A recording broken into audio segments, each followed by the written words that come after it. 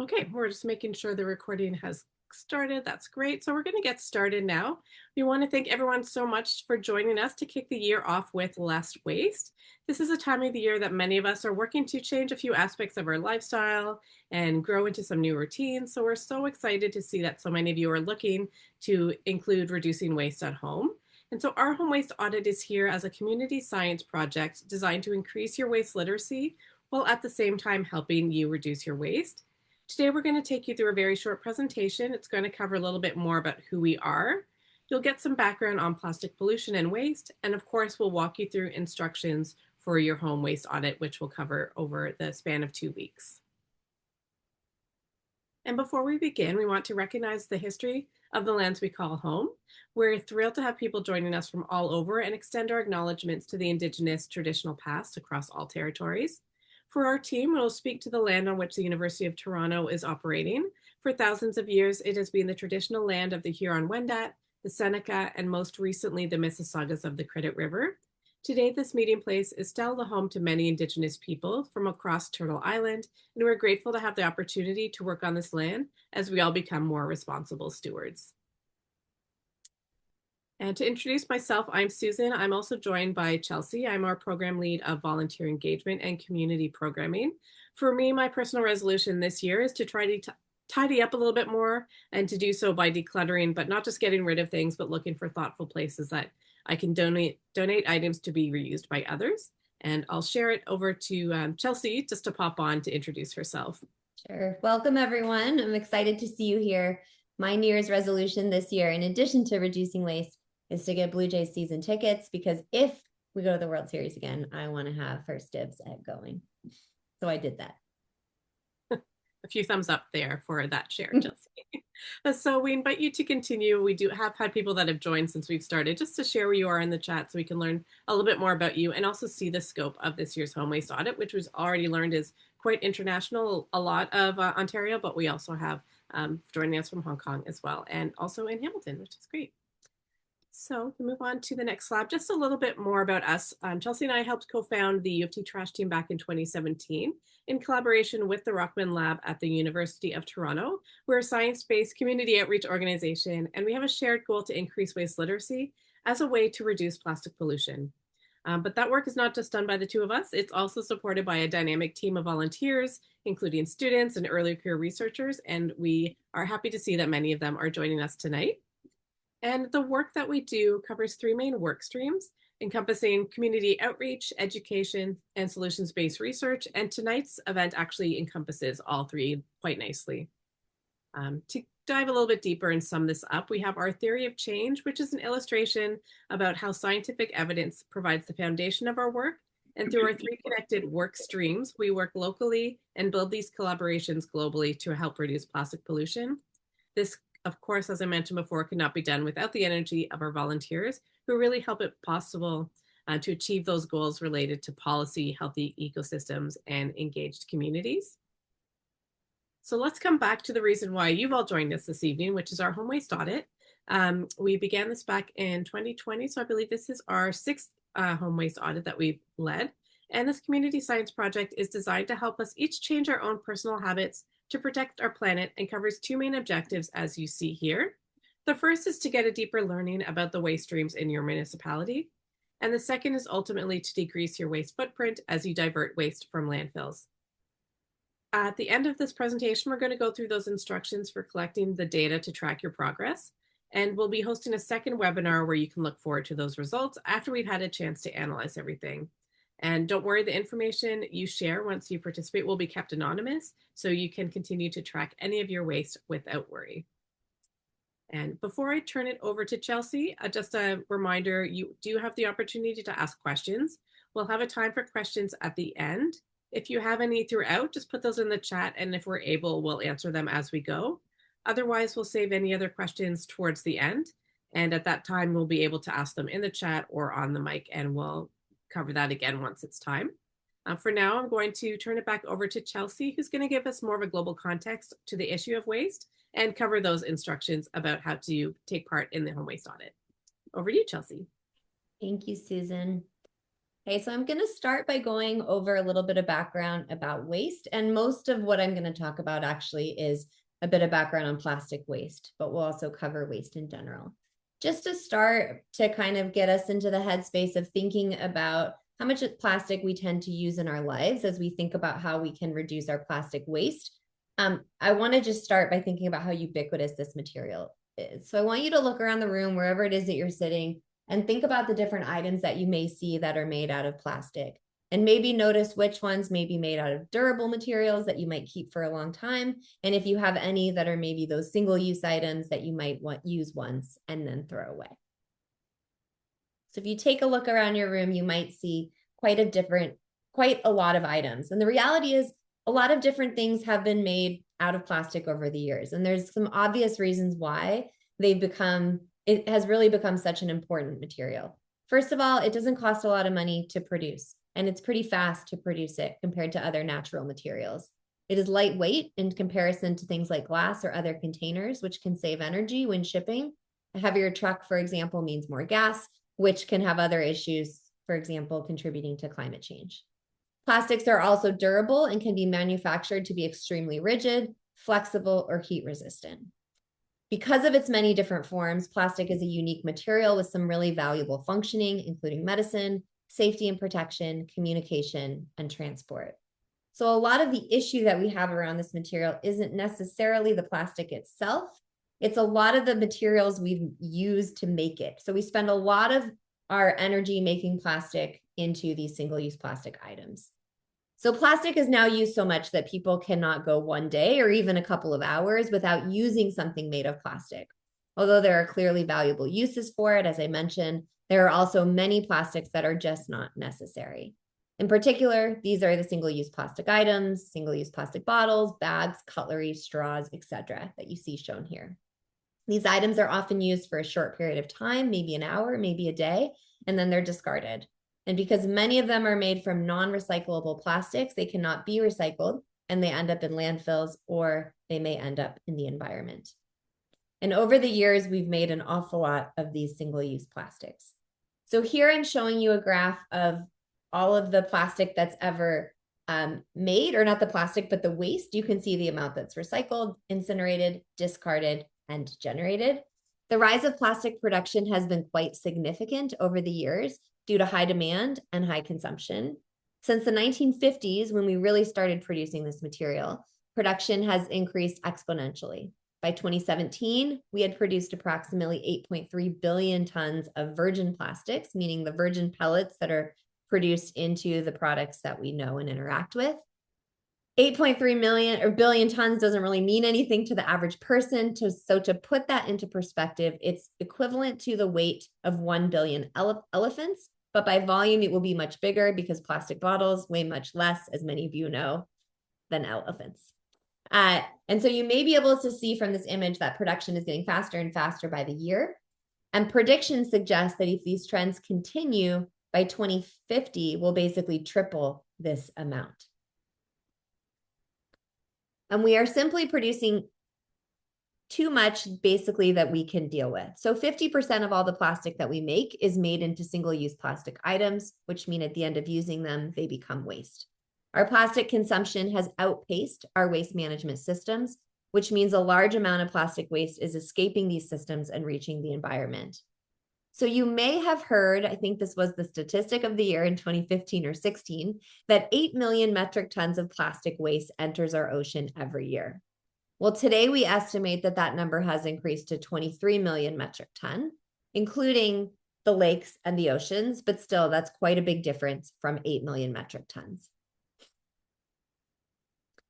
And so basically, the amount of plastic that's going into our aquatic ecosystems is growing. And if we continue our business as usual, we predict that the amount that goes into the environment, like production, could also triple by 2030. So we have a lot of work to do. Once plastic gets into the environment, the problem is that it takes an extremely long time to break down. And even then, it doesn't disappear completely. Plastic tends to break up into more and more pieces of microplastics, which are defined as particles less than 5 millimeters in size. And so because this plastic is incredibly persistent, we find it everywhere. We find it in the global dust cycle, the water cycle, we find it in animals across the food chain, etc. And we know that it is more than just an eyesore. We are starting to understand that plastics, when they get into the environment, can harm aquatic organisms, terrestrial animals, etc. And we're starting to try to get a handle on what does it mean for human health. So it is really important that we produce less of this plastic waste, and that when we do produce plastic that becomes waste, we keep it in the system. So now I'm going to ask you a little quiz and ask you the question of all of the plastic that has ever been produced globally. So from 2050 to today, what percentage do you think globally has been recycled? 49, 27, 9%, or 1? And so I want you to write what you think in the chat. Thank you, Brent. Oh, man.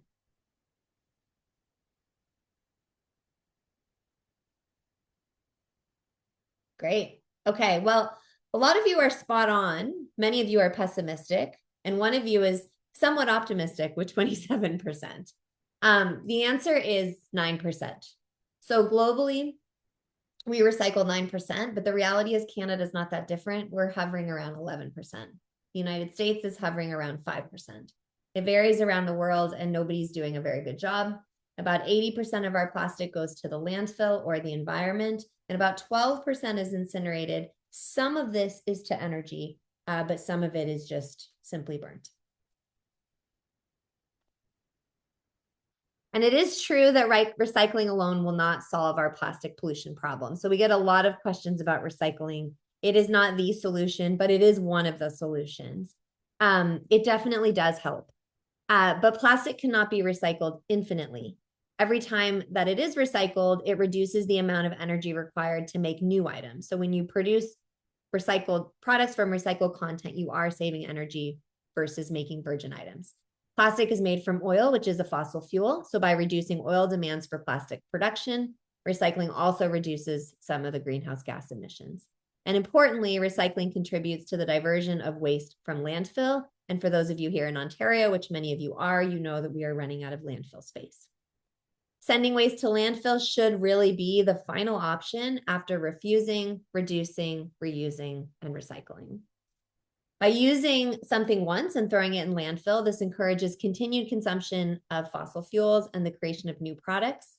And landfill space, as I just mentioned, is finite, and eventually it will run out. And so we must prioritize alternative ways to deal with our waste. And it would be nice to reduce our waste or recycle more versus have to create more landfill space in our province. The waste in landfills can also contaminate groundwater and contribute to air pollution as the waste decomposes. Not all landfills are perfectly sealed or engineered, and often landfill is not the final endpoint for plastic waste. When waste leaks out of landfills, it again can pollute the surrounding environment. So what can we do about it? How can we reduce the amount of waste that we produce, both plastic and other types of materials? Well, the first thing we can do is reduce consumption. So we can purchase less of these materials, we can reuse them, we can substitute them for other things that are more sustainable. The second thing that we can do is waste management. Yes, this can mean recycling, which can also reduce the consumption of virgin plastics, but it can also literally just mean putting it in the right bin and sending it to an engineered landfill versus letting it go out into the environment. And the third is we can clean it up. Now, if we wanted to clean up all the plastic that is in the environment, we know it would take a long time. We hire 5 students every summer. They actively remove plastic from the waterfront in Toronto. Every day they go out, they clean a slip. Every day they go back the next day, and there's more to clean up. So definitely cleanup is great while we need it, but hopefully one day we don't need it because we have done so much more upstream. So I think about these things that we can do a lot, and I think the reality is we need all 3 of them. And I do believe that even me and you, individuals, can make a big difference. So our organization strongly believes in the power of the individual. Even small change you make on an everyday basis can make a huge difference. And this is why we started the waste audit. For example, in Canada, we produce approximately 3.3 million tons of plastic waste per year. 85% of this goes to landfill. Much of this waste is single-use plastic, which can be avoided through basically changing our behaviors about the items we purchase and use on a weekly basis. And that is why it is so important to know before you throw, or basically understand the guidelines for where you put, what materials go in landfill, what materials go in the recycling bin, what materials go in the green bin. It's really important to know your local guidelines. We've all had that moment where we're really not sure if something should go in the recycling or not, particularly maybe right now if you live in Ontario and things are starting to change. In this situation, many people will choose to wish cycle, meaning throwing something in the recycle bin in the hopes that it will get recycled anyway. But the truth is that if your recycle bin is contaminated by a lot of non-recyclable items, this can gum up the material recovering facility where the recycling goes and make it so that certain materials are not recycled.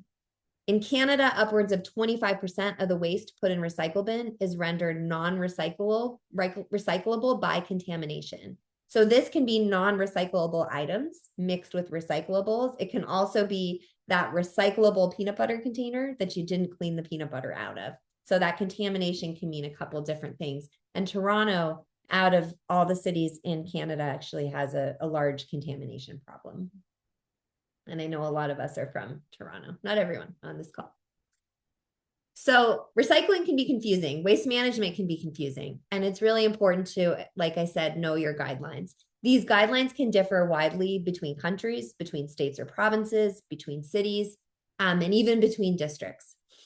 This is due to differences in recycling facilities, what they can and can't process in each location, whether there's a market to take that material, buy it, and turn it into something else. Some materials recovery facilities are also more advanced and able to process different types of materials, like, for example, black plastic. If they're not doing it by laser, that is absorbed by that color and you can't tell the type of plastic, then maybe you can put these materials, for example, into the facility. In an ideal world, the recycling guidelines would be harmonized to make it much easier on us to do the right thing. But the system only works if everyone involved follows those guidelines. So the new system being put in place right now in Ontario, where all of the Ontario cities that are on this call share the same rules for recycling, that is new, that is waste harmonization. So hopefully it helps us and hopefully it ends up being a good thing. So on that note, this hopefully leads us nicely into our home waste audit. And I'll now tell you a bit more about how it's going to work. And so when we get done with the instructions, any questions about anything I just said, we will definitely have time for Q&A at the end. Okay, so turning to our home waste audit. So the home waste audit that you are signing up for begins on Sunday. So starting Sunday, you will undertake a home waste audit for a total of 2 weeks. This audit includes 3 overarching tasks. One is webinars, this one, and one at the end, where we show everybody's results. It is anonymous, but you get to see it all synthesized. There are 23 people on this call, but 60 signed up for the home waste audit. Some will not finish it, but you will see other people's data there. So it's fun to see what the trends and patterns are at the end when we meet back with you in about a month. Okay, so there are webinars. There's the actual home waste audit where you are quantifying and characterizing your waste. And there are the online surveys. And the online surveys are really important. Hopefully you already completed survey 1. And by the end of this webinar, you will only have 1 survey and 1 webinar left. If you have not completed survey 1, you still can. For this project, all you need is a piece of paper, a pencil, and your computer, and your waste. And if you do not want to print the data sheets, you can make your own data sheet on a piece of scrap paper, as long as you keep all the same prompts so you're writing down the same data. And then later, you're more than welcome to transcribe or type the data from your piece of paper into your data sheet. You will be receiving, if you haven't already, I think you're receiving some right now in the chat, all of the links to the surveys, the data sheets, and the other resources you will need via emails from Eventbrite. If anything is unclear, please, please, please reach out to us at any time. We love to hear from you.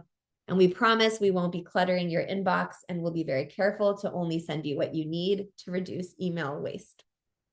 Okay, I'm going to carefully go through the instructions 1 week at a time, but if I miss something and it's not clear, throw the question in the Q&A and we will definitely get to it. Okay, so week 1 will be February 8th through the 14th. It will start on Sunday. If you have not completed the entrance survey yet, as I said, please fill this out before Sunday. You can find that link in your Eventbrite emails, and Susan has put it into the chat. During week 1, it is really important that you continue business as usual. The goal of the waste audit is to get an idea of your typical behavior and then to spend a second week trying to reduce your waste. So for the first week, in order to properly measure our baselines and how our increased knowledge and changed behaviors reduce our waste, you cannot change your behaviors yet. So starting Sunday, do a week of normal. To prepare, I suggest printing your data sheet or preparing a data sheet on scrap paper and having the instructional guidelines printed or just up on your home screen to follow along for the 2-week period. When I did the home waste audit in the first year in my own house, I decided to log my waste weekly. And then at the end of the week, I would dump out my garbage. So basically every day I throw my garbage away. And at the end of the week, I dumped it out in a pile on the floor. And then I collected all my data. You can also collect data as you throw, which I guess is a little less messy. It's 100% up to you. So over this 7-day period, you are going to count and characterize, meaning list the type of items in your waste in both your landfill bin and your recycling bin. You are not touching your green bin. That is food waste, and we are not doing that to you. You will record the counting category of each item you throw away throughout the week. And you should have all the information for the data sheets also in the Eventbrite and also perhaps in the chat. So at the end of each week, for example, the way I did it is I would have all of my different waste bins. This is in my office, in my laundry room, in the bathroom, and in the kitchen. And I would throw away my waste over the week. And I, like I said, would combine it into one, dump it out, and take the data. You can also go ahead and take data as you throw. It's a little complicated though, because most people have multiple waste bins, although you could decide for this 2 weeks to just have one. So basically what I would do is once I was filled up, I would put it out on the porch and I would go ahead and I would take my data. But of course you can do this on the screen and your own data sheet. The data sheet on the computer looks like this. I will in a second flip my screen to actually show you the Excel workbook that you are going to work in. But first I want to point out the stuff on the top. So you're going to write your name, your country, your city, and your province. That's really important because at the end of the 2 weeks, when we look at everyone's data, it's really fun to see the differences between the different locations. I know we have a lot of people from Ontario, so we are working with new harmonized rules, but we also have people from outside Ontario. So you will see some differences. The number of people in your household is really important. Only write the number of people that are contributing to the waste audit. If you live with a roommate, for example, you're in a dorm, they don't want to do the home waste audit, try to split your waste for these 2 weeks.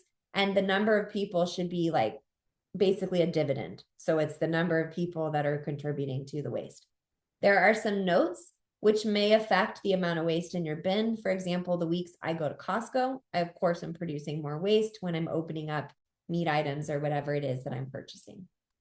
So those are the notes that are really important. Then every week you're going to fill out the different parts of the data sheet. So now I have you looking at the workbook.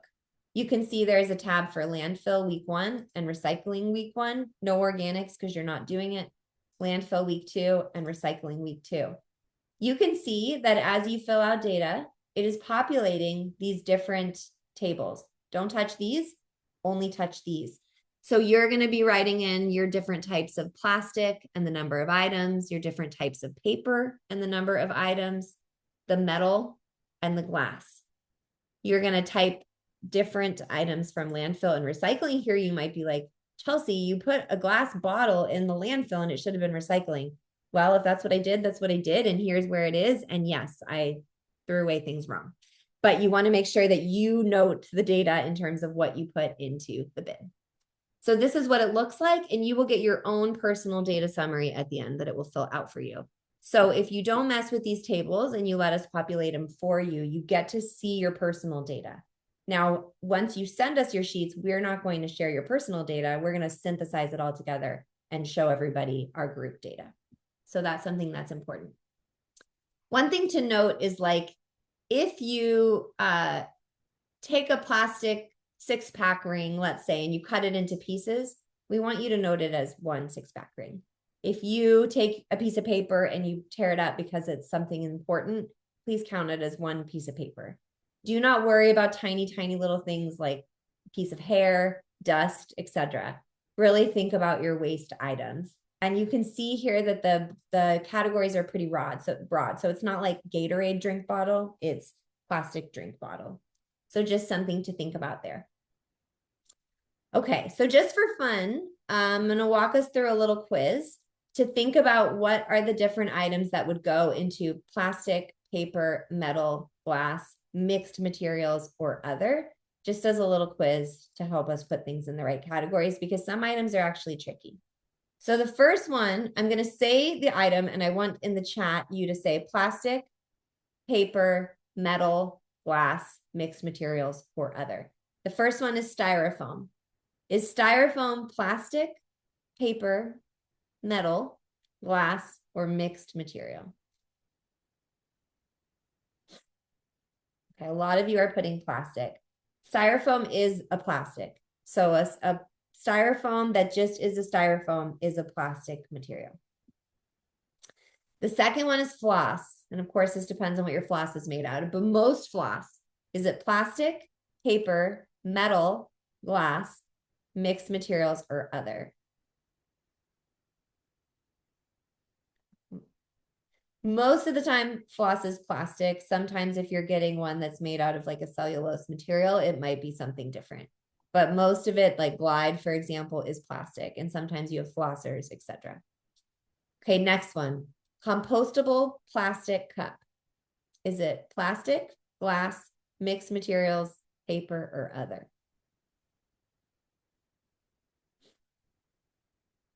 Yeah, good question. So this will depend, right? I see some of the mix and I see some plastic. If it is a coffee cup, for example, it is a mixed material because it has the paper on the outside and the compostable plastic on the inside. If it is a compostable plastic, like a plastic cup, it is plastic. We want you to put it as plastic. It is a plastic just made out of a different material. Cigarette filters or cigarette butts. Is it a plastic, a paper, a metal, a glass, a mixed material? All right, garbage. This is a tough one. It is mixed. Those of you that are saying mixed are right. It has plastic in there and it's paper. So the filter is cellulose acetate, which is a semi-synthetic. So it's plastic, and then it has a paper around it. Next one is a chip package, like a silver chip package. Mixed, plastic, glass, paper, metal. Lots of mixed. Yeah. Yep. Perfect. Mixed. It's mixed material, hard to recycle. Mixed materials are hard to recycle. I will say two more that are complicated, but I will give you the answers. A Tetra Pak, like a milk carton or one of those like oat milk cartons, that is a mixed material. And a disposable paper coffee cup, similar to what we just talked about, also is a mixed material. If you have any questions, like we said, reach out. If you just want to send us a note to be like, oops. There we go. If you want to send us a note to say, I'm about to put this thing, what is this? Is this plastic? We're happy to answer the question. We're pretty good on email, or you can reach out on social media. Okay, can everyone see my slides again? I think you can. It says recycling waste. Thank you, Steve. Okay, so next I just do the same thing for my recycling waste, and reminder, no green bin. That's a favor to you. We're not going to have you go through your organics if that is something you separate in your city. Okay, so just as a self-reflection, thinking about the amount of waste that you're going to be creating during baseline and quantifying and characterizing, what do you think is going to be your most common item? Does anyone have any ideas based on their day-to-day, what they think is going to be most common in there? I remember when I did my own waste audit, I was pretty surprised by what my most common item was. Anyone have any thoughts? Food wrappers, yeah, those are really common. Plastic bags, paper, yeah. Some people are surprised, like floss becomes a popular one because we don't think about it. But if we floss every day, you're putting floss in there. And if there's a couple of you, you end up with quite a lot of floss. So it can really depend based on your behavior. So you'll see if you surprise yourself or not. Okay, so besides auditing your waste, at the end of week 1, you are going to complete a survey. This survey is really important, and do not do it early. Survey 2 is basically where we ask you to increase your waste literacy about your own city and about how you think you can reduce waste. If you are sitting here going, okay, in order to do this waste audit, I'm going to need to look right now at the internet and figure out what goes where. If you don't know, do whatever you do now. So don't go do that yet. You're going to do that at the end of week one. Week one should really be a baseline. Week two is where you start to gain that knowledge from the survey and then put that knowledge into action. So week two is really no different than week one in terms of protocol. But now you're going to begin to try to reduce your waste by following the steps in here in the solution hierarchy. So if you don't need the plastic or you don't need the material, you can refuse it. If you do, you can think about what you can buy in order to reduce it. You can start to reuse things. For example, I think I've been using this Gatorade bottle for, I don't know now, maybe too long. Just filling it with water so you can reuse things. And then, of course, recycle. So by moving things from your landfill to your recycle bin, so say after it's 2 weeks, your second week, you have the same amount of waste, but less in the landfill and more in the recycle. I see that as a win. So you really want to think about all of these steps of the waste hierarchy. When you complete week two, the other important thing is then you're going to organize your data sheets, make sure everything is in the spreadsheet, and you're going to send the data to us so that we can synthesize it. So please send it to us by Wednesday, February 25th. We will email you and we will remind you. And then we will get synthesizing, and then we'll get to see you for the second webinar where we reveal the results. So finally, we know that it can be pretty overwhelming to find information online. Today, there's a lot of information online and many ways to find information. So you can find a lot of information about how to reduce waste on the internet. If you'd rather not surf the web for information, we provide several tips on our website. So you can go to our website and look at ways that you can reduce your waste. So some ideas that we tried when we did the waste audit in the first year personally, and other ideas that we've gleaned over the years from our different volunteers and from also learning things from sleuthing the internet. If you find a tip and you want to share it during the second week, please do tag us on social media, because maybe what you do will end up on our website in the next year. Okay, I think now I'm going to turn it over to Susan. Yes. So just a reminder, this is not a competition. Everyone's got this. It's going to be really fun and very eye-opening. And we'll be opening up for questions very soon. But these are just, again, reminders that it's anonymous, so we're not even going to be comparing one person versus the other. So everything is really just focused on your own waste over this next few weeks. The goal is really a shared goal for all of us to learn and use that new knowledge to continue our journey and share that with others as well. So what's going to happen now is in just 2 short weeks, it'll be back onto us to take all of your data and synthesize that and put that into some beautiful graphs, and we'll share those during the results webinar on March the 10th. It'll be the same Zoom link as you used tonight. And in addition to sharing the results, we're actually also going to ask you some additional survey discussion style questions, just to get a little better sense of our successes and challenges and tips for everyone. So this is a good time to mark that date down, but of course we'll send some more reminders closer to, as well as that second survey that Chelsea mentioned. So if you're not receiving those emails for any reason, please email the U of T Trash Team Gmail address for any questions, and we'll get back to you as soon as we can. And I see there's a new question in the chat that I haven't quite read yet, but with that, we'll actually turn it over to the Q&A portion. And so before we open it up, how we're going to do this is, as you've been doing, you can type those in the chat, or if you'd like to ask your question on the microphone, all you do is use the raise hand feature in the reactions menu, and then we'll call your name and let you know when it's your turn. And so we'll alternate and go back and forth to unmute your mic. I'll answer the most recent question now, though. I just see the one from Lisa. If people can still join if they've missed this webinar. Of course, yes, absolutely. That's one of our main reasons for recording, is because we know not everyone can join us this evening. So they'll get the link, they can just watch through to get the instructions and then join right along with everyone here tonight. So thank you for asking that question. Chelsea, you can put yourself back on camera as well for questions. Dana had 3 questions actually, so I'm just reading the most recent one, but we can start with those. Would work well. The first question, the first 2 questions she had, Chelsea, I think are good for you to answer. They're more about plastic pollution, and this most recent one is more about the home waste audit. Okay. So I can read the question when you're ready. Is in your camera? It's not showing for me. My camera's on. I think you just Oh, can't see me it yet because I flips. wasn't talking. Okay. Yeah. But if you could read it, that'd be awesome because I can Yeah. only see the one unless I scroll way up. Perfect. I'll read them both because you might be able to group them together. Um, Okay. First was asking how the 23 million ton estimate was made.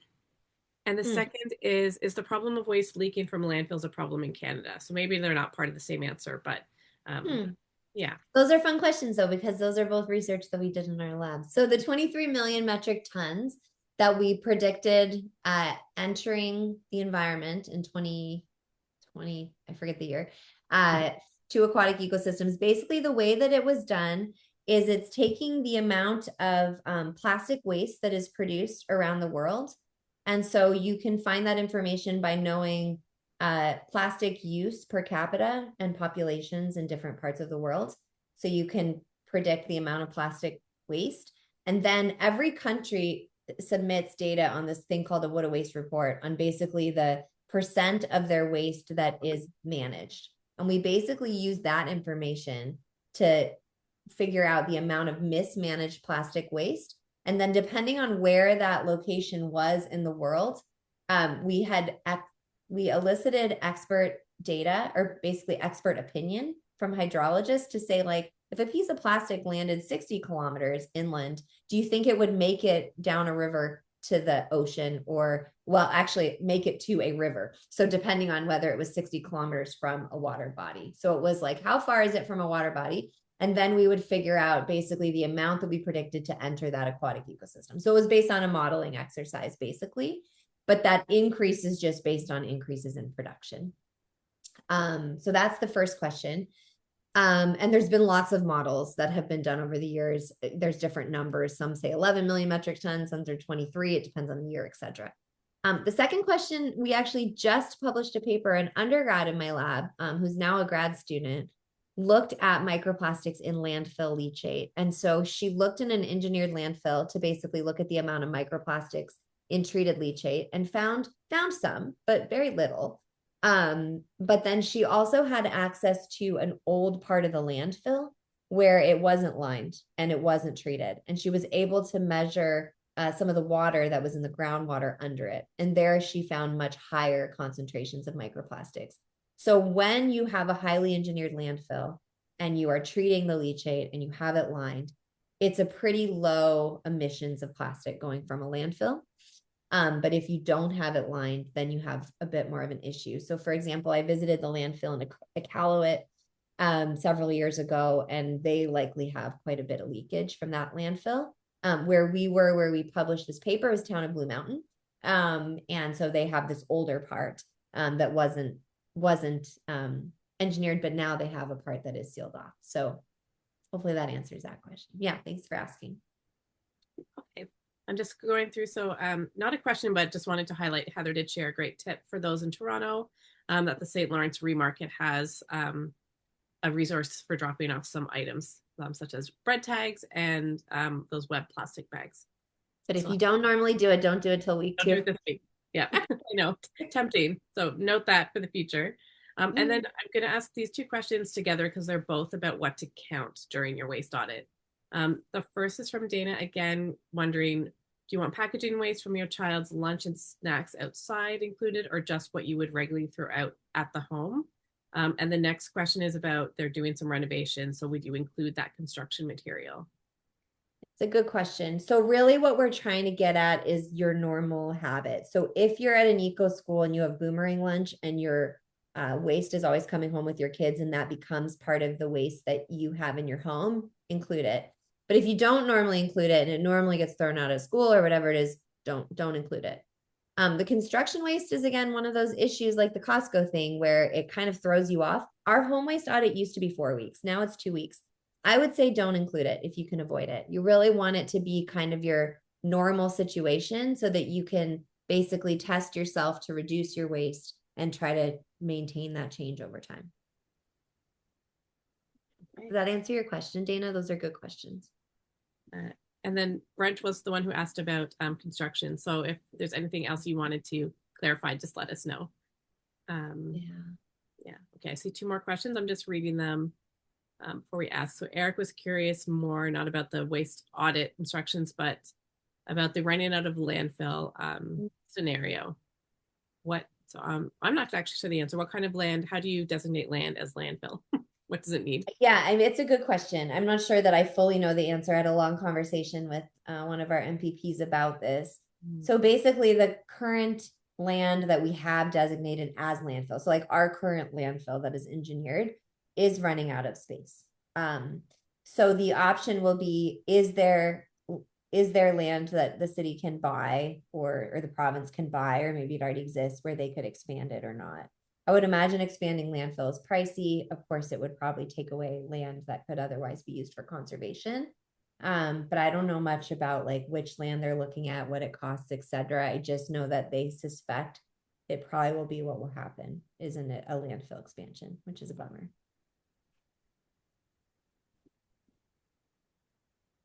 Okay. So the next question after that was about things to count from Steve. If you're working from home or run a home-based operation where you sometimes get items from time to time, do you include these in your home-based results? I would say they are not normal.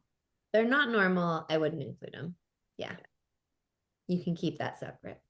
And then I answered in the chat, but I was just curious if we have any questions from like, I'm not sure about an item, what's the best way to get in touch? So if you email ufttrashteam@gmail.com, those emails actually come to me. So we'll make sure to get you the answer so that you can carry on. Okay. Oh, lots of questions coming up tonight, which is great about waste. So, just a clarification from Dana. Does engineered landfill mean the same as sanitary landfill? We're getting really into the specific terminology. I think the answer is yes. Yeah. Okay, Steve in Peterborough is is not the question. Peterborough is sharing is estimated to have less than 10 years left. Yeah. Mm. Okay, the next question is how do recycling facilities standardize? I'm not sure if we have the knowledge for this one, but I'll ask it out loud. How do recycling facilities standardize contamination rate to determine when to discard a batch? I would guess they have standards to prevent. Yeah.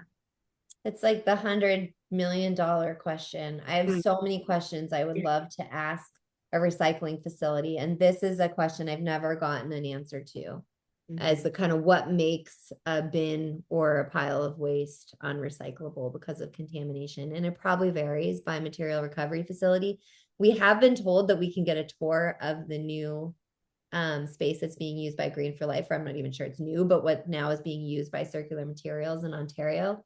Maybe if we can get that tour before the second webinar, we can better answer that question, but I still am not sure they'll answer it. Yeah, there's definitely areas of this topic that we are also curious about. So thanks for asking that question. Dana, just clarifying in terms of geography, if people can join from Hong Kong, absolutely. In fact, it'd be really nice to see those comparisons. Yeah. Differences. Yeah. Yeah, and then Jose was a note about extended materials. Not quite sure if it's a question or just mentioning about expanded materials might be able to be considered recyclables. And so we'll just reiterate for the second week, that's when you're really going to be doing some more deep dive into what goes into what bin. Yeah. More of an opinion question. Heather is wondering what the view on items made with recycled plastic. So is it good to buy them or still not great? I mean, I think this is the place where I think that recycling is not the solution, but is a solution. We need lots of different solutions happening at the same time. So I think it is better to buy a material that is made out of recycled content than a material that is made out of virgin plastic. And I think it is better to buy a material that is recyclable than something that cannot be. If I can't buy something that's, more durable, reusable, whatever. I would say one caveat to this is that if you are buying something that's made out of recycled plastic content, usually it's not going to be something that you're using to put food in, for example. So I think they're still kind of trying to work out the standards for that. But when our government listed plastic as toxic under SEPA, one of the things they're doing is trying to standardize recycling and basically saying that by X date, and I think it was 2030, quite a large percent of materials had to be made out of 50% recycled content. So we're going to see more of that in the future. And it's good. We need to incentivize it. Right now, recycled content's usually more expensive than virgin, and that wouldn't be the case if the market's increased. There's more demand. I see two more new questions. I don't see any hands raised, so I'll just continue going from the chat because we've got a really good discussion going.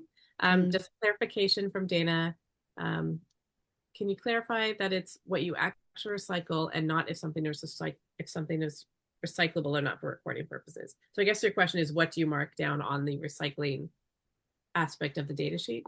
Yes. Yeah. So whatever goes in your landfill bin goes on the landfill tab, and whatever goes in your bin for recycling goes on the recycling tab. So if I live in a city and I have a plastic bag and I have to put it in the landfill because it can't be recycled, but I know it's recyclable, it doesn't matter. It goes in the landfill one. And then in your city, you followed the right rule. So it's really what goes in your bins. Yeah. And a question, I'm not sure what the first name, I think it's Clementina. If we notice if anyone has noticed any changes since the plastic bag policy change in our research, I believe you're pointing to like the overall plastic ban where plastic bags are included as one of the 6. Yeah, so we track the data. We do trash trapping every year, and we do measure the amount of plastic bags that we collect per like unit of effort. So it's standardized by like how many days we're cleaning, etc. We haven't seen a difference yet. But I did hear Don't Mess with the Don suggest that they have seen less plastic bags, at least in the Don River. So I'm hoping that we do, but I will say that because of the court case around the plastic ban, or at least the SEPA ruling that led to it, I think that there hasn't been a ton of enforcement of the ban. And so a lot of restaurants or grocery stores, et cetera, are still using, most grocery stores are not using plastic bags, but you see plastic straws quite often. So that may change in the future. Thus far, unfortunately, we have not seen a difference in the environment. But I will say the good news story is that microbeads were banned in face washes in 2016. I never see those in microplastic samples anymore. So that has absolutely made a difference here in the Great Lakes. Awesome. Yeah. Heather's just remarking about Europe. Seems to be, I'm not sure what the practices are in Europe, but as she's mentioning, they're do well at gathering recyclables. Is Canada able to learn fast track from these companies or ahead of the curve? I mean, I guess I hope so. I hope so. Yes, it's a short answer. And I'll get back to your question, Steve. I just noticed Dana might be had a short one, and not a question, but a statement that you in Hong Kong. Oh, that's great to see. You have noticed a reduction in grocery style plastic bags after the first shopping bag levy. Excellent. Yeah, that's great. And Steve, to your question above it, we have been in conversations with Circular Materials. So they were really great. Yeah, we reached out to them, asked them if we could have a chat. We had a meeting with them. I asked them lots of questions that they said they would answer. So some of those, like that question about contamination, for example, they still might get back to me.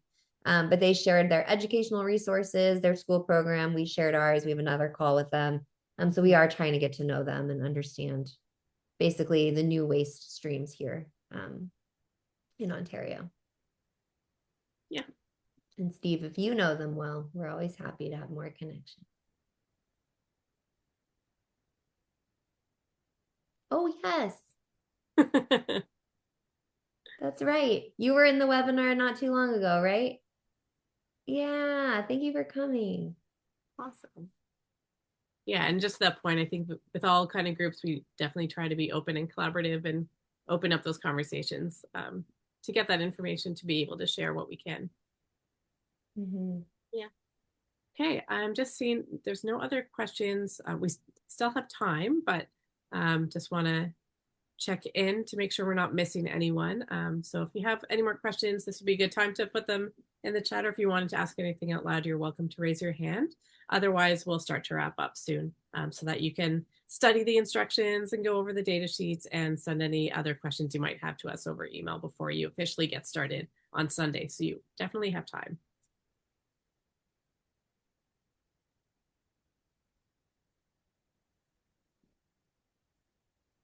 Okay, well, maybe we'll go to the last slide then to officially wrap up.